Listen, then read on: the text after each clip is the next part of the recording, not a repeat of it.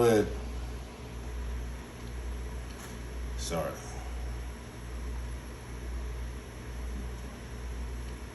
So he bowed their hearts down with hard labor. They fell down with none to help. Then they cried to the Lord in their trouble, and he delivered them from their distress. He brought them out of darkness and the shadow of death and burst their bonds apart. Let them thank the Lord for his steadfast love, for his wondrous works toward the children of man. For he shatters the doors of bronze and cuts into the bars of iron.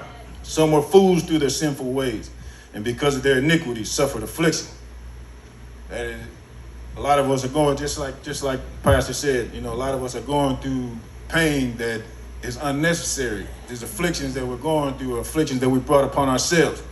Bad habits that we picked up, and we just continue running to them because we think that this is the answer, and the only thing that leads us is to death and more chains and more in slavery. It's like, we just keep ourselves bound by those chains. But when you receive Christ, he breaks those chains. And those chains, he's the only one who can break those chains. Some are fools through their sinful ways, and because of their iniquity suffered affliction. They loathed any kind of food. You ever sat inside the make it to intake, sat inside there, said, when you eat nothing, they wake up in the morning for breakfast, you just look out the door like, I don't even want to go get that plate. And then you walk down there and you go grab it, and your celly who's been there for about a week already, he's like, you gonna eat that? You're like, yeah, go ahead, man. Take it. I don't want it. You don't want to eat nothing. And they drew near to the gates of death. Now this was true for me, because in that moment when the reality of my hopeless life fell on me, I figured, it's like, man, what's the use? Only thing I've done on this earth was cause people hurt, pain, and it's like, it's better, the world would be a better place if I just didn't exist, And so I started to contemplate suicide, and started figuring out how I'm gonna do this, because I knew I wasn't going to hang myself in my underwear. It's like, yeah, I got standards, so let me figure this out. I figured a way out, just the way that the cell is designed. The top bunk has a little gap at the top where if you put a big enough knot in the sheet, you can drop that, you can pull the sheet above through the thing, and the knot would hold its place where you just sit off the edge of the concrete and just hang yourself. And I thought about it. And then there was something inside me saying, no, don't do this. But then there was also something inside me that said, yeah, you deserve to die. Do it right now. And these two voices were just going at it. And then it got to the point where I just cried out to God. I said, God, if you exist, if you really exist, then I know that you can hear me. And if you can hear me, then you know that I need you. And if you can see me, then you know that if you don't do something right now, I'm about to die. And this ain't a threat. I'm not saying that if you don't do this, I'm going to do this. I'm saying that if you don't do this, then I'm dead. Because I got nothing else to live for. There's nothing else to live for. Even my kids, I can't even call myself a man because I'm a father, or, I wasn't a dad. But just because I got kids, I can't, people say, I got kids, I'm a man. It's like, no, you ain't a man unless you take care of those kids. Amen. So I couldn't even call myself a man, because I put my own wants, my own needs before my kids. A box of cigarettes, a box of Newports, a bottle of Hennessy meant more to me than spending time with my kids.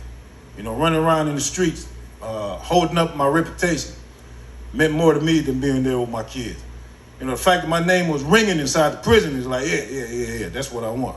Well, my kids don't even really know me like that. I'm more concerned about all these strangers who don't care about me knowing my name than my kids knowing me as a father. So, all these things, man, it just came tumbling down on me, and it was just too much for me to bear. But I cried out to the Lord, and I remember the instant that I cried out to him, I felt it.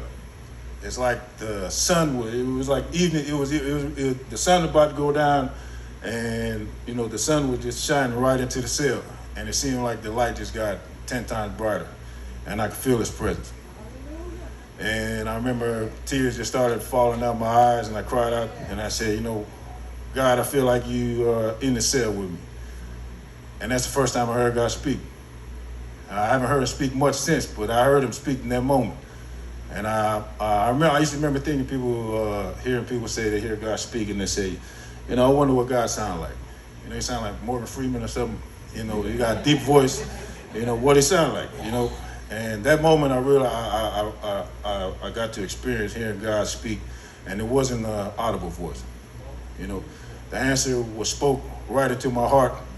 It wasn't. I could feel the answer. When I asked him if you were here with me, he said, "Yeah, I'm here with you. I've been walking alongside of you your whole entire life, waiting for this moment. I've been walking alongside of you your whole entire life, waiting for you to let me in." And it was in that moment, I fell on my knees and I cried out to God. I said, "I'm letting you in right now. I promise. I'm going to follow you and do whatever it is you want me to do. Wherever you want me to go, I'm going to go." And then the first thing he told me to do, I said, "Well, I don't know if I can do that." Now, that's us, though. We're fickle. We're broken. But thank God that he's not like us. He's the same yesterday, today, tomorrow, forever. Or else we could be one way one minute, and then the next minute we're like, "Hold on, man, I don't know about all that." But thank God that he's not like that. But then they cried out to the Lord in the trouble, and he delivered them from their distress. He sent out his word and healed them. Is this your book right here, Pastor? Yeah, this right here. That's the word of God. He sent out his word and it healed me. Jesus said my apologies, Brother Justin, some scriptures that I didn't send you because I was sitting here listening to the sister preach, and I was like, all the scriptures just started coming to my head. But Jesus said, that his words are spirit and life. When you're locked up and you get a letter from somebody that you're looking forward to hearing from, so now this is the way I do it, and I've seen a lot of people do the same thing. It's like they look at the letter, they see who it's from, and they just get a smile on their face. Then they don't even open it. They put it in their pocket.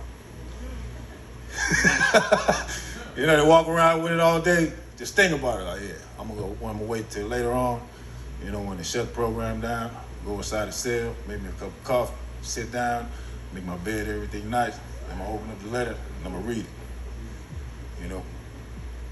We treat them letters from them people like that. Well, how do we treat the word of God? This is the love letter from God. This is the letter that really matters.